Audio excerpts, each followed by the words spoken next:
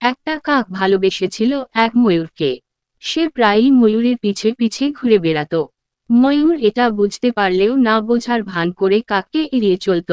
এভাবে দীর্ঘদিন কেটে যায়। একদিন ময়ূর তার বাসার সামনে একটা হলুদ খাম দেখতে পেল।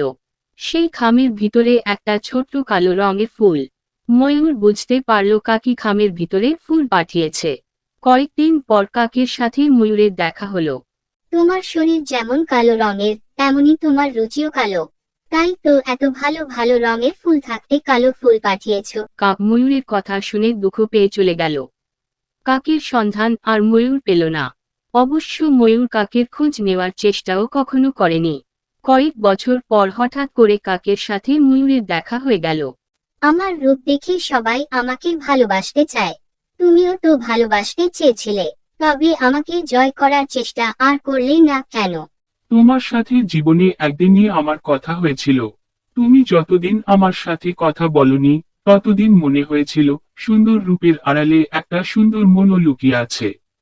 কিন্তু যখন দেখলাম ফুলের মতো জিনিসকেও তুমি রং দেখে বিচার করো, তখনই বুঝেছিলাম মরীচিকার পিছে ছুটে চলেছি।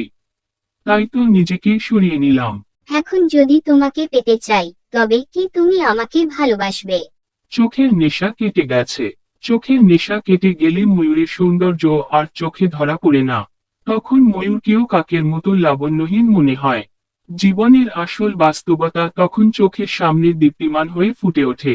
এই বাস্তবতা এই সঠিক পথের দিশা দেয়। এই বলে কাক চলে গেল।